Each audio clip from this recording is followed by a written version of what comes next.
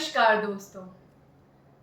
हम लोग आज़ादी के अमृत काल में एंटर कर चुके हैं और जैसा कि अभी सबसे बड़ा महापर्व चुनाव चल रहा है, उसमें मैं आशा करती हूँ आप सबने अब तक अपने घर के करीब जब भी इलेक्शंस हुए होंगे तो अपना वोट कास्ट किया होगा।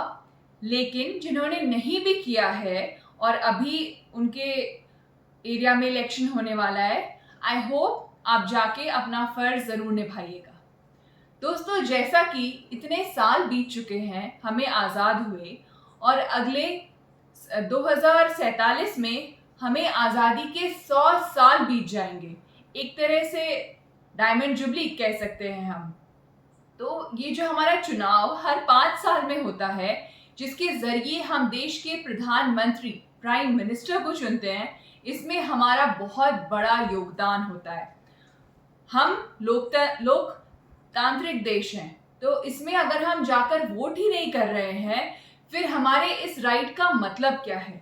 इसलिए आपको कोई बोले कि इन्होंने अच्छा काम किया, इन्होंने बुरा काम किया है, इन बातों पे मत जाइए।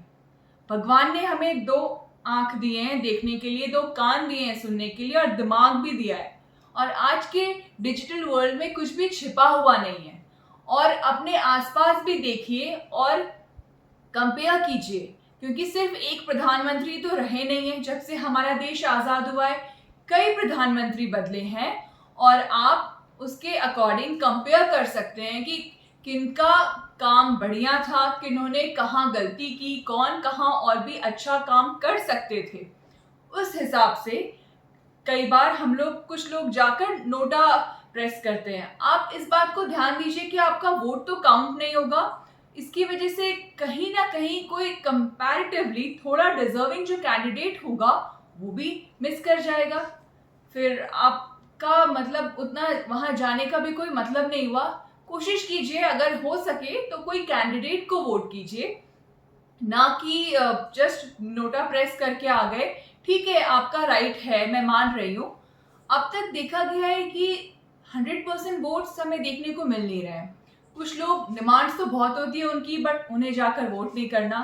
तो मैं उम्मीद करती हूँ कि अब जो बाकी बचा हुआ है उसमें ज़्यादा से ज़्यादा परसेंटेज में हो। और अभी इस बारी अगर किसी कारण से कुछ लोग अगर नहीं भी कर पाए हैं, जो जिस कारण को एक तरह से नहीं सॉल्व किया जा सकता था, तो अगली बार आप जरूर कीजिएगा प्लीज, क्योंकि हमारा अधिकार है। और अगर आप वोट नहीं कर रहे हैं तो अगला जो कैंडिडेट चुना जाएगा प्राइम मिनिस्टर के लिए, कल के गए आपको कुछ कंप्लेन करने का भी कोई अधिकार नहीं है। कई बार हमें लगता है ना, हमारे एक वोट से क्या होगा। अरे भाई, बूंद बूंद से सागर भर जाता है, तो आप एक वोट का बात कर रहे हैं। अब हर कोई ऐसे सोचेगा, फिर कैसे होगा। लोग कितने दूर दूर से जाकर अपना वोट कास्ट कर रहे हैं। तो इसलिए इस बात को आप प्लीज ध्यान दीजिएगा और किसी के बहकावे में बिल्कुल भी नहीं आना है। कुछ पैसों से जीवन नहीं चलता है, वो पैसे कमाने का जरिया मिल जाए ना, वो ज्यादा बड़ी चीज होती है। इसके बदले कहीं जैसे शराब बंटते हैं, पैसे बंटते हैं, नॉनवेज खाना खिला दिया, पिकनिक पार्टी कर ली। मैंने देखा है लोग करते हैं ऐसा। वो वही करते हैं जिन्होंने 5 साल काम नहीं किया होता है। जिनका काम बोलता है ना, उनको ये सब करने का जरूरत नहीं पड़ता है, वो लोगों को समझ में आ जाता है। तो इसीलिए आप प्लीज कुछ पैसों के चक्कर में बिकिए मत।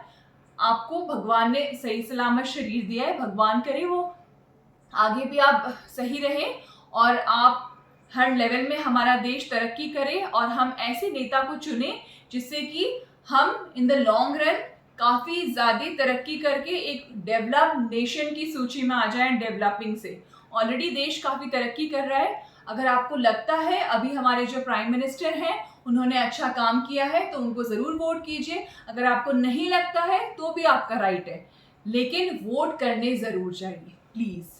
धन्यवाद। जय हिंद, जय भारत।